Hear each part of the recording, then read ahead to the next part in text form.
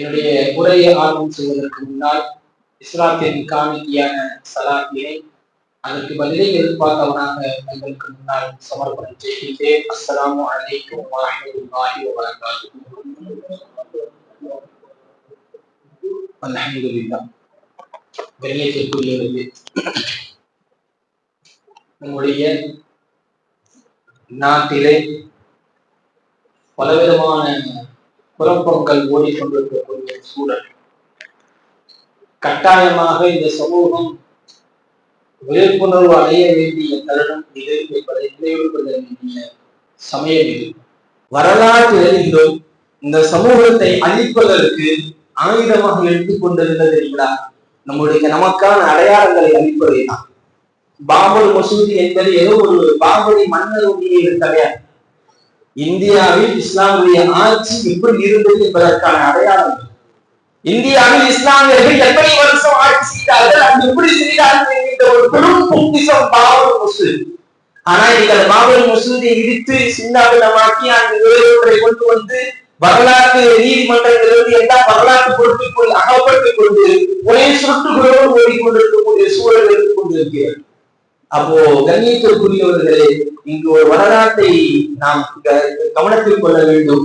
வரலாறு நெறிகளும் சரி, இந்த இஸ்லாத்தை அழிப்பதற்கு பாசிச சித்தாந்தம் கொண்டவர்கள் எடுத்த முயற்சி தான் இதெல்லாம். எடுத்த முயற்சி தான் இது. ஆரம்பத்துல இஸ்லாம் வளர்ந்து வந்த காலம், வளர்ந்து வந்த காலங்களில் இஸ்லாத்தை ஒடுக்க வேண்டும் என்பதற்காக உலகம் முழுவதும் ஒரு இஸ்லாமிய கூட இல்லாமல் ஆக்க வேண்டும் என்று கிட்டத்தட்ட 9 சிலுவை போர்கள் நடந்த வரலாறுகள் நமக்கு தெரியுமா? 9 சிலுவை போர்கள் நடந்தது. இந்த சிலுவை போர் மூலமாக என்ன ஆனது? இஸ்லாம் என்ன ஆனது? என்னைக்காச்சும் நம்ம வரலாறு எழுதி இருக்கிறோமா? கிட்டத்தட்ட 9 சிலுவை போர்கள். 1095 இருந்து 1099 வரைக்கும் முதல் சிலுவை போர். 1147 இருந்து 1149 வரைக்கும் இரண்டாவது சிலுவை போர். 1189 இருந்து 1192 வரைக்கும் மூணாவது சிலுவை போர். 1198 இருந்து 1204 வரைக்கும் நான்காவது சிலுவை போர். 1217 இருந்து 1221 வரைக்கும் அஞ்சாவது சிலுவை போர். 1228 இருந்து 1230 வரைக்கும் மூன்றாவது சிலுவை போர். இந்த வரை கணக்கிட்டு அப்படியே 1248 இருந்து 1254 வரைக்கும் 7வது சிலுவை போர். 8வது சிலுவை போர் 1570. 9வது சிலுவை போர் 1790. இந்த கொடுமை என்ன தெரியுங்களா? குழந்தைகள் சிலுவை போர் என்று சொல்லி குழந்தைகளை வைத்து இந்த சமூகத்தை ஒன்றுவிட்டாமல் ஆக்கி வரலாறு உண்டு. இதுல வரலாற்றுல பதிவு செய்கிறாங்க, இங்கு இஸ்லாமியர்களை இல்லாமலாக்க வேண்டும், உலகளாவிய அளவில் இஸ்லாமியமாக்க வேண்டும். காரணம் என்ன? வேகமாக வளர்ந்து வரக்கூடிய மார்க்கம் இஸ்லாம். வேகமா இஸ்லாம் வளர்ந்துட்டு இருக்கு. அப்ப இல்லாமல் ஆக்க வேண்டும் என்பதற்காக இஸ்லாமியர்கள் ஒழுக்க வேண்டும் என்று கிட்டத்தட்ட 9 சிலுவை போர்கள் அறிவித்தார்கள். அதுல 9வது 10வது சிலுவை போர் குழந்தைகள் சிலுவை போர். இந்த சிலுவை போர் என்பது 1212 நடைபெற்றது என்று வரலாற்று குறிப்பிடுறாங்க. இங்க இஸ்லாமியர்கள் இல்லாத இந்த உலகத்தை உருவாக்க வேண்டும் என்று சிலுவை போர்கள் அறிவித்தார்கள். அதில் வெற்றியும் கண்டார்கள். ஏன்னா இந்த சிலுவை போர் மூலியமாக மஸ்ஜித் அக்ஸாவை கைப்பற்றினார்கள். மஸ்ஜித் அக்ஸாவை கைப்பற்றியது மட்டுமல்ல, அங்க வீதிகளில் நடந்த இஸ்லாமியர்களை கொலை செய்வதற்கு தயக்கம் இல்லாமல் கொலை செய்தார்கள். எந்த பயனும் இல்லாமல் கொலை செய்தார்கள். மஸ்ஜித் அக்ஸாவில் பதிவு செய்கிறார்கள். மஸ்ஜித் அக்ஸாவில் ரத்த வெள்ளம் ஓடியது இந்த வரலாற்றை பதிவு செய்கிறார்கள்.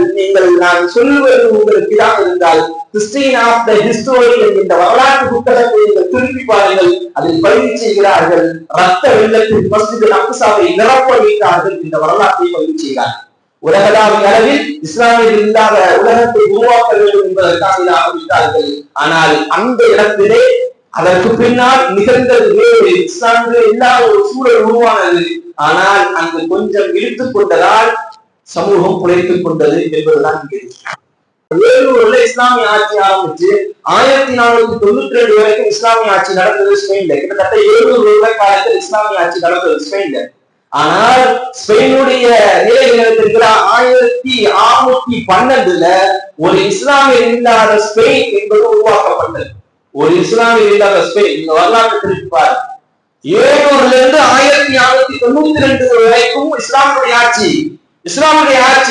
அவருடைய தலைமையில் முதல் படை வென்று ஸ்பெயினை வென்று அங்கு யூதர்களுக்கு நடந்த கொடுமையை தட்டி கேட்டு சமத்துவத்தை நிலைநாட்டி அவருடைய தலைமையில் 700 இஸ்லாமிய ஆட்சி நிறுவப்பட்டது. ஆனால் அதற்கு பின்னால் 1612 இஸ்லாமியர் இல்லாத ஒரு சூழலை உருவாக்குறாங்க.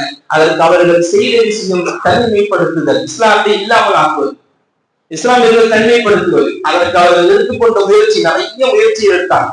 என்ன தெரியுங்களா, அங்க ஸ்பெயின்ல இஸ்லாமியர்கள் 700 வருஷம் ஆட்சி செய்தார்கள் என்று இருந்தாலும் இஸ்லாத்திற்கு பின்ன இஸ்லாமியருடைய கையில் இஸ்லாம் வந்ததற்கு பின்னாடி இங்க நன்றாக புரிந்து கொள்ள வேண்டும், அவர்கள் தனிமைப்படுத்த வேண்டும் என்று நினைக்கின்ற பொழுது அதற்கு ஆதரவாக நமக்குள்ளேயே நாம் சண்டையிட்டுக் கொண்டதன் காரணமாக அவர்களுக்கு அது பெரும் ஒரு சாதகமாக அமைந்தது. ஸ்பெயினுடைய வரலாற்றை எடுத்து பார்த்தீங்க அப்படின்னா 700 வருஷம் இஸ்லாமிய ஆட்சி சொல்றோம் இல்லையா, இந்தியாவை நாங்கள் 800 வருஷம் ஆட்சி செஞ்சோம்னு சொல்றோம். அதுக்கு உண்டான ஏதாச்சும் ஆதாரம் இருக்கா அப்படின்னா கிடையாது. அவருடைய வாரிசுகள் எப்படி இருக்கிறாங்க, கிடையாது. முகலாயருடைய வரலாறு என்ன இருக்கீங்க, எதுவுமே தெரியாது. முகலாயருடைய கடைசி மன்னரியா, இஸ்லாமிய மன்னருக்கு கடைசி மன்னரியா, வரலாறு தெரியாது. அப்போ இந்த மாதிரி தெரியாமல் இருப்பதற்கு உண்டான வேலைகளை அன்றைய அதுக்கு செய்ய ஆரம்பிச்சாங்க. அதுல மிக முக்கியமானது என்ன அப்படின்னாக்கா, நம்மை அழிப்பதற்கு தனிமைப்படுத்துவதற்கு அவர் முயற்சி செய்த பொழுது அதற்குண்டான காலங்களை அவர்கள் தேர்ந்தெடுத்தார். எப்போ அதற்கு நாட்கள் கிடைக்கும் என்று குறித்த பொழுது ஸ்பெயினில் உண்டான என்ன தெரியுமா, குழுக்களாக பிரிந்தது. நாங்கள் இந்த ஜமாத் என்று பிரிந்ததுதான் ஸ்பெயினில் இஸ்லாம் இல்லாமல் போவதற்கு முதல் காரணம். நாங்கள் இந்த ஜமாத் நீயா நானா என்கின்ற போக்கிதான் ஸ்பெயினில் இஸ்லாம் இல்லாமல் போனதற்கு மிகப்பெரிய காரணம். ஒரு வரலாற்றை இப்படி பதிவு செய்வார்கள். கௌஃப் குகைவாசியோடு ஒரு நாய் தங்கிய என்ற வரலாறை அல்லாஹ் குறிப்பிடுவான் தெரியுமா. கௌஃப் குகைவாசிகள் குகை அப்படி தங்கினாங்க அல்லவா, அவங்களோடு ஒரு நாய் தங்கியது. ஒரு நாயும் போய் அவங்களுக்கு பாதுகாப்பா தங்கியது. கிட்டத்தட்ட 100 வருஷ காலங்கள் அந்த நாயும் அவர்களோடு தூங்கியது. 100 வருஷத்துக்கு பின்னாடி இருக்கின்ற பொழுது அல்லாஹ் அந்த நாய்க்கும் உதவி கொடுத்தான். அவர்களோடு இருந்தது. இந்த வரலாற்றை குகைவாசியோடு குகைவாசிகளை பற்றி சொல்லுவான். இந்த வரலாற்றை பதிவு செய்கின்ற பொழுது இப்படி சொல்வார்கள், அந்த கௌஃப் குகையில் இருந்த நாய் வெள்ளையா அல்லது கருப்பா, இதற்குள் 2 பிரிவுகளுக்கு இருந்து ஒரு பிரிவினர் வெள்ளை தான் என்று சொன்னார்கள், இன்னொரு பிரிவினர் கருப்பு தான் சொன்னாங்க. நம்ம சமூகத்துக்கு உண்டான நிலை, நம்மள்ட்ட இருக்கிற தொப்பி போடணுமா போடக்கூடாதா, அது பண்ணணுமா இது பண்ணக்கூடாதா, அப்படி இருக்கணுமா இப்படி பண்ணக்கூடாதா. நேற்று சிக்கந்தர் மலையினுடைய பிரச்சனை பெரிய அளவுல ஓடிட்டு இருக்கு. பிரச்சனை 144 தடை உத்தரவு போடப்பட்டு பெரும் ஒரு அசாதாரண சூழல்ல வந்துட்டு மதுரை மாநகரம் இருக்கக்கூடிய சூழ்நிலை. இந்த சமயத்துல நம்மளுடைய ஒரு சில நபர்கள் முகநூல் இப்படி பதிவு செய்கிறார்கள், தர்கா என்பது இஸ்லாத்திற்கு அப்பாற்பட்டது, அதை இழுத்தால் என்ன, இழுத்தால் என்ன என்று பதிவு செய்கிறார்.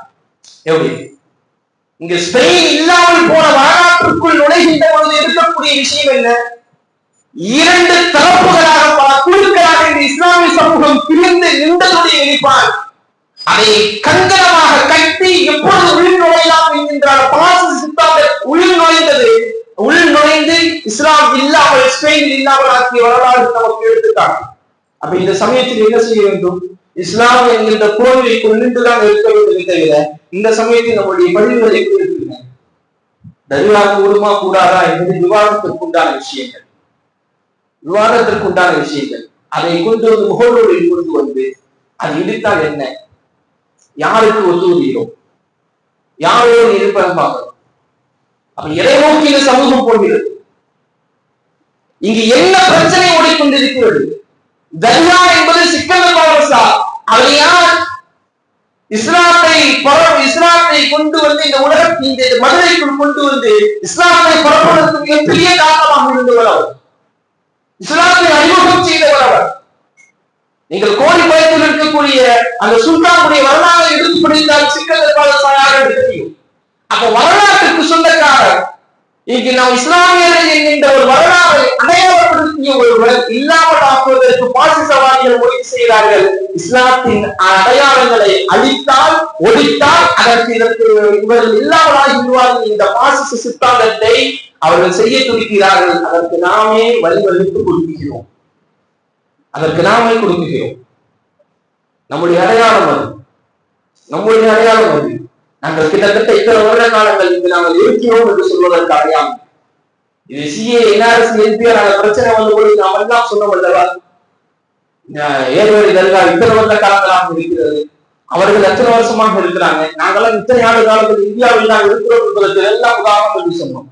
ஆனால் இன்று அப்படியே மாறி நமக்கு இதில் என்கின்ற பொழுது அது இதுதான் என்ன என்று கேட்கிறோம். நாம் இருந்தோம் என்பதற்கான ஆதாரம் இத்தனை ஆண்டு காலங்கள் இன்று நாங்கள் இருக்கிறோம் என்பதற்கு பெரும் எடுத்துக்காட்டு.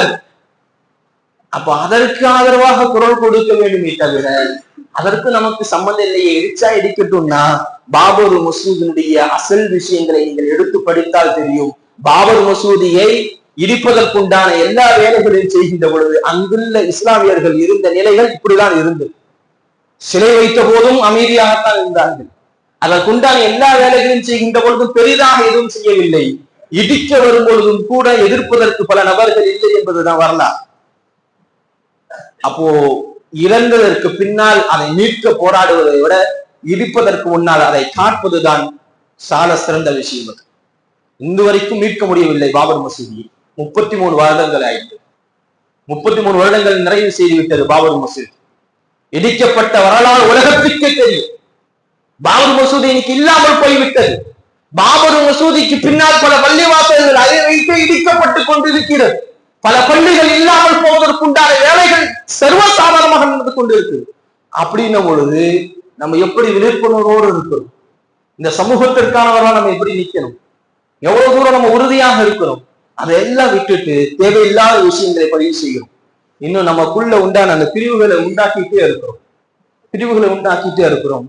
இந்த சாக்கை பயன்படுத்தான் ஸ்பெயினில் இஸ்லாமை இல்லாமல், அப்போ ஸ்பெயின்ல இஸ்லாம் இல்லாமல் போவதற்கு காத்திருந்தார்கள். எப்படி இவர்கள் 700 வருஷம் ஆட்சி இருக்குது, எப்படி இல்லாமல் ஆக்கலாம் என்று யோசிக்கின்ற பொழுது நமக்குள்ளேயே சண்டை, சச்சரவு, பிளவுகள், அடி தடி உத இதெல்லாம் நமக்குள்ளேயே நடக்குகின்ற பொழுது இவனை அடிப்பது ரொம்ப இலகு என்று நினைத்து அங்க என்ன ஆக்கினாங்க, இஸ்லாமியர்கள் ஸ்பெயினிலிருந்து இல்லாமல் ஆக்கினார்கள் என்பது வரலாறு நமக்கு சொல்லும். பாவம் பாத்திரியாக்கள் என்று சொல்வார்கள். அவர்கள் இஸ்லாத்தை இல்லாமல் ஆக்கினார்கள். இது வரலாறு. நீங்கள் எடுத்து படித்து பாருங்கள். ஸ்பெயினில் இஸ்லாம் இல்லாமல் போனதுக்கு உண்டான காரணம் என்பதை நீங்கள் வரலாற்றில் எடுத்து படிச்சு பாருங்க. அப்போ இன்னைக்கு இருக்கக்கூடிய சூழல்ல நம்மை தனித்து விடப்படுவதற்கு எல்லா வேலைகளும் இருக்கு. அதற்கு இன்னொரு விஷயம் என்ன அப்படின்னா, ரஷ்யாவுடைய வரலாற்றை எடுத்து படிச்சு பார்க்கணும். ரஷ்யாவுடைய வரலாற்றில இன்னைக்கு ரஷ்யால இஸ்லாமியர்கள் பெரும்பாலியா இருக்கிறாங்களா அப்படின்னு இப்ப இருக்கிறாங்க. அல்ஹம்துலில்லாஹ். இப்ப பெரும்பாலியாக இஸ்லாம் வளர்ந்து கொண்டிருக்கக்கூடிய நாட்களில் ரஷ்யாவும் உண்டு. ஆனால் ஒரு காலங்களில் இஸ்லாமியன் என்று சொல்வதற்கு பயந்த காலங்கள் உண்டு. அங்க இஸ்லாமியன் என்று சொல்ல முடியாது. அங்கு இஸ்லாமியனாக தன்னை அடையாளப்படுத்த முடியாது. இன்னும் அதற்குண்டான நாடுகள் எல்லாம் இருக்கிறது. அமெரிக்காலே அந்த சூழல் தான். ஆனா இன்னைக்கு அல்லாஹ்வுடைய கிருபையில பல பள்ளிவாசல்கள் அமெரிக்காவில் இருந்து விட்டது. ஒரு கலிபோர்னியாவுடைய மாகாணத்தினுடைய கவர்னரே இஸ்லாமியராக வந்திருக்கக்கூடிய பெருமை எல்லாம் நமக்கு இருக்கு. ரப்புல் ஆலமீன் உதவி செய்வான். ஒருபோதும் இஸ்லாத்தை அழிக்க முடியாது. ஆனால் அவர்கள் அழிக்க நினைக்கின்ற பொழுது அதற்கு காரணமாக இருப்பது நம்மளுடைய ஒற்றுமை இன்மை என்பதை முதலில் புரிந்து கொள்ள வேண்டும். நல்ல தெளிவாக புரிந்து கொள்ள வேண்டும். நீங்கள் ரஷ்யாவுடைய வரலாறை எடுத்து பார்த்தீங்க அப்படின்னா, ரஷ்யாவுல இங்க நமக்கு வச்சிருக்காங்கல்ல, ஒரு பட்டத்தை வச்சிருக்காங்கல்ல, இஸ்லாமியர்கள் என்று சொன்னால் தீவிரவாதிகள் இந்த பட்டத்தை வச்சிருக்காங்கல்ல. இதே போல ரஷ்யால இஸ்லாமியர்கள் மீது வைக்கப்பட்ட பெயர் என்ன தெரியுமா? இவர்கள் எல்லாம் துரோகிகள் என்று பெயர் வைக்கப்பட்டது. ரஷ்யாவுடைய நாட்டு துரோகிகள், ஆன்டி இந்தியன் சொல்றோம் அல்லவா, அந்த மாதிரி ஆன்டி ரஷ்யா அப்படின்னு சொல்லி பெயர் வைக்கப்பட்டது. எப்போனா பிப்ரவரி 23, 1944. இவர்கள் எல்லாம் இஸ்லாமியர்கள் எல்லாம் ரஷ்யாவுடைய துரோகிகள் என்று பெயர் வைக்கப்பட்டது. காரணம் எதுக்கு அப்படின்னாக்கா, இவர்களை புறக்கணிப்பதற்குண்டான வேலைகள் செய்யணும் அப்படின்னா. புறக்கணிப்பதற்குண்டான வேலைகள் செய்வதற்கு என்ன, இவர்கள் இந்த நாட்டுக்கு எதிரானவர்கள் என்கின்ற விஷயத்தை பரப்ப வேண்டும் என்பதை ரஷ்யா தெளிவாக செய்தது. அதற்கு அடித்தளம் விட்டு கொடுத்தவர் ஸ்டாலின். ரஷ்யாவை ஆட்சி செய்த ஸ்டாலின், கம்யூனிஸ்டுடைய ஆட்சி ரஷ்யாவை ஆண்டது. அவர்கள் போட்டு கொடுத்த திட்டம். அப்ப போடுகின்ற பொழுது அது எந்த அளவுக்கு இஸ்லாமியர்களுடைய இல்லாமல் ஆக்க வேண்டும் என்று நினைத்தாங்கன்னாக்கா, ஜெர்மனிக்கும் ரஷ்யாவுக்கும் சண்டை வருகின்ற பொழுது ரஷ்யா படையோடு நின்றவர்கள் இஸ்லாமியர்கள். நீங்கள் வரலாற்றை படித்து பாருங்கள். ஜெர்மனி ரஷ்யா படையோடு நின்று ஜெர்மனியை எதிர்கொண்ட ரஷ்யா படைக்கு ஆதரவாக நின்று போர்க்களத்தில் சென்றவர்கள் கடைசியில் அவர்களை துரோகிகள், தீவிரவாதிகள் என்று ரஷ்யா படை அறிவித்தது. ரஷ்யா அறிவித்ததற்கு பின்னாடி அந்த நாட்டிலிருந்து அவர்களை நாடு கடத்துவதற்கு உண்டான எல்லா வேலைகளும் செய்தது. இங்கே நான் இதை குறிப்பிடுவத நோக்கம் என்ன தெரியுங்களா? இந்திய சுதந்திர போராட்டத்திற்காக இன்னுடைய நின்றவர்கள் இஸ்லாமியர்கள் எக்கச்சக்கம். நம்ம இந்த சுதந்திர தினம் வருகின்ற பொழுது ஒரு விஷயத்தை திரும்ப திரும்ப பதிவு செய்வோம். என்ன அப்படின்னாக்கா, இந்தியா கேட்ல தெரியுமா பெயர்கள் பதிவு எழுதப்பட்டிருக்கிறது. அதுல கிட்டத்தட்ட 70,000க்கும் மேற்பட்ட பெயர்கள் இஸ்லாமியருடைய பெயர்கள் சொல்றோம். யாருக்கு தெரியும்? அந்த பெயர்கள் யாருக்கு தெரியும்? ஏன் இல்லாம போச்சு? ஏன் இல்லாம போச்சு அப்படின்னா, முதல்ல நம்மளை ஒடுக்குவதற்குண்டான வேலைகள் செய்கிறாங்க. ஆனா அதை மாற்றுவதற்குண்டான வேலைகள் நாம் செய்திருக்கிறோமா? ரஷ்யாவுடைய வரலாற்றிலே செய்த பிழையை தான் இந்தியாவிலும் செய்து கொண்டிருக்கிறோம். ரஷ்யாவில் செய்த பிழைகளை தான் இங்கு செய்திருக்கிறோம். அங்கு படிப்பறிவு நம்மிடம் இருந்து எடுக்கப்பட்டது. இன்றும் அதே நிலையில் இந்த சமூகம் இருந்து கொண்டிருக்கிறது. படிப்புக்குண்டான முக்கியத்துவத்தை இந்த சமூகம் தருவது கிடையாது. நிறைய கல்வி சார்ந்த விழிப்புணர்வுகள் ஏற்படுத்தினாலும் அதை அந்த இதற்குள்ள சென்று கலந்து கொள்ளக்கூடிய இஸ்லாமியர்கள் குறைவு. அரசு துறைக்குள் செல்லுங்கள் என்று சொன்னா அரசு துறைக்குள் செல்வதா அதற்கு எத்தனை காலங்கள் காத்திருப்பது என்கின்ற சொல்கின்றோம். ஆனா இருக்கிற 3% இன்னும் இந்த சமூகம் நிரப்பாமல் இருக்கிறது. நமக்கு இருக்கக்கூடிய 3% அரசு துறையில நிரப்பிருச்சானாக்கா இல்ல, இன்னுமே இன்னும் நிரப்பவே கிடையாது இஸ்லாமிய சமூகம். அரசு துறைக்குள் இஸ்லாமியர்கள் செல்ல வேண்டும். நமக்கு எதிராக நடைபெறக்கூடிய ஒரு இடை எதிர்த்து நிற்க வேண்டும் என்றால் நம் அரசு துறைக்குள் இருக்க வேண்டும். இன்னைக்கு நேற்று நீதிபதி தீர்ப்பு சொல்றாரு அல்லவா? சொன்னவர் யார்? எப்படி சொன்னார்? பெரியார் சொன்னதை போலதான். நம்ம படித்து பட்டம் வாங்கி பதவிக்குள் வருவதற்குள் அவர்கள் அதை கட்டுப்பாட்டுக்குள் வைத்திருப்பார்கள் என்று தந்தை பெரியார் சொன்னார். இன்னைக்கு அந்த சூழல தான் ஓடிட்டு இருக்குது. என்ன நீதிமன்றம் பாபர் மசூதி வழக்கா இருக்கட்டும், கீழே எந்த இது இருந்ததற்கான ஆதாரங்கள் இல்லை. ஆனால் பெரும்பாலான மக்களுடைய மனதுகள் நோகடிக்க கூடாது என்பதற்காக வழங்குகிறோம் என்று சொல்லி வழங்கினாங்க. அப்படிதான் பாபர் மசூதி தூக்கி கொடுத்தாங்க. என்று அதே நிலைக்கு கொண்டு வருகிறார்கள். சிக்கந்தர் தர்காவையும் அதே ஒரு நிலைக்குள் கொண்டு வந்து இல்லாமல் ஆக்குவதற்கு உண்டான பாசிச சித்தாந்தத்தை இங்கு நிறைவேற்றி கொண்டிருக்கிறாங்க.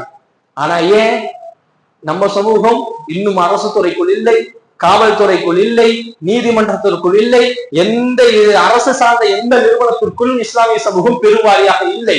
3% கூட இல்லை. ஆனா நம்ம தேர்தல் வந்துச்சுன்னா நம்ம வைக்கக்கூடிய வாக்குறுதி தெரியுமா? இந்த சமூகத்திற்கு அதிகமான இது இடஒதுக்கீடு கேட்போம். 3% நிரப்புவதற்கு இன்றைய சமூகம் தயாராக இல்லை. நம்ம குழந்தைகளை படிக்க வைப்பதற்கு தயாராக இல்லை, நீதிபதி ஆக்குவதற்கு தயாராக இல்லை, வழக்கறிஞராக ஆக்குவதற்கு தயாராக இல்லை. எதற்குமே இந்த சமூகம் தயாராக இல்லாம இன்னைக்கு நம்ம எதிராக நடக்கக்கூடிய விஷயத்திற்கு என்ன செய்வது என்று தெரியாமல் இருக்கின்றோம். இளைஞரை ஈர்ப்பதற்குண்டான வழிகள் தெரிவது கிடையாது. மீட்டெடுக்க வேண்டும் என்றால் ஆட்சியிலும் அதிகாரத்திலும் படிப்பிலும் இஸ்லாமிய சமூகம் நிற்க வேண்டும். இருந்தால் மட்டும்தான் முடியும். இன்னும் வரைக்குமே பாத்தீங்கன்னா நமக்காக குரல் கொடுப்பதற்கு சட்டசபையில் எத்தனை பேர் இருக்கிறாங்க? எத்தனை பேர் இருக்கிறாங்க அப்படின்னா குறைவுதான். இன்ன வரைக்கும் யாரை நம்ம புடிச்சிட்டு போயிட்டு இருக்கிறோம்? 4 எம்எல்ஏ 5 எம்எல்ஏ குரல் கொடுப்பார்களா? எத்தனை இடை கொடுக்க முடியும்? 243 எம்எல்ஏக்கள் வெறும் 4 பேர் 5 பேருனா விகிதாச்சாரிய அடிப்படையில் இஸ்லாமியர்கள் தமிழ்நாட்டில் குறைவாக இருக்கிறார்களா? கிடையாது. அப்போ படிப்பிலும் அரசியலிலும் இந்த சமூகம் ஈடுபடவில்லை. இன்னும் வரைக்கும் ஒருத்தருக்கு பின்னாடி நின்று குளிர்காய்ந்து தான் நினைக்கிறோமே தவிர முன் நின்று வழி நடத்துவதற்கு இந்த சமூகம் தயாராக இல்லை. நீங்கள் ஸ்பெயினுடைய வரலாறை, தாரிக் இப்னு ஜியாத் அவருடைய வரலாறை ஒரு முறை எல்லோரும் எடுத்து படித்து பாருங்க. ஒரு சமூகத்தை ஒடுக்குகிறார்கள், கேட்பதற்கு யாரும் இல்லை என்கின்ற பொழுது முன் வந்தார் தாரிக் இப்னு ஜியாத். இந்த வரலாறை பல பேருக்கு தெரியாது, தாரிக்குடைய வரலாறை தெரியாது. முன் வந்து நின்றார், நடத்தி காட்டினார். ஆட்சி அதிகாரத்தை எப்படி நடத்த வேண்டும் என்பதை நடத்தி காட்டினார். கிட்டத்தட்ட 700 வருடங்கள் அசைக்க முடியாத அச்சாரியாக மாறியது இஸ்லாமிய அரசாங்கம். ஆனா இன்னைக்கு அதற்கு உண்டான வழிகள் இல்லை. ரசூலுல்லாஹி ஸல்லல்லாஹு அலைஹி வஸல்லம் அவர்கள் சஹாபாக்களை நெருப்படுத்துகின்ற பொழுது அழுத்தமாக சொன்னது என்ன தெரியுமா? கல்வியை தான். கல்வியை தான் சொன்னாங்க. கல்வியை கொண்டுதான் அடுத்த நிலைகள். ஆனா நான் இந்த அடிக்கடி சொல்லுவேன், கனிமிகு மௌலானா அபுல் கலாம் ஆசாத் அவர்களை இந்தியாவுடைய முதல் எஜுகேஷன் மினிஸ்டராக அறிவித்த பொழுது நிறைய எதிர்ப்புகள் சலசலப்புகள் வந்ததாம். நிறைய எதிர்ப்புகள் சலசலப்பு வந்துச்சான். ஏன் இவரை போய் நீங்க இந்தியாவுடைய முதல் கல்வித்துறை அமைச்சராக அறிவிக்கிறீங்க ஒரு இஸ்லாமியரை என்று கேட்கின்ற பொழுது அதற்கு நேரு அவர்கள் சொன்ன வார்த்தை தெரியுமா?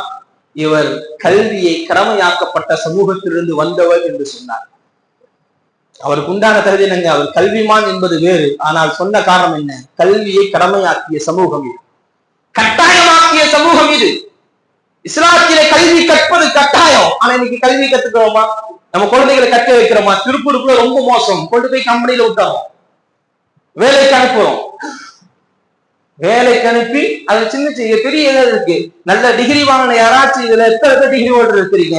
யாராச்சும் உங்க டிகிரிக்கு ஏற்ற வேலைக்கு நீங்க போயிருக்கிறீங்களா? கம்பெனிகளுக்கும் வேலைகளுக்கும் தான் போயிட்டு இருக்கிறீங்க. என்னைக்கு இது மாறும்? இன்னைக்கு அநியாயமான தீர்ப்பு வந்துருச்சுன்னு கலவரம் இல்ல. சரி, மாற்றி எழுதுவதற்கு என்ன வழி இந்த சமூகத்தில் இருக்கு?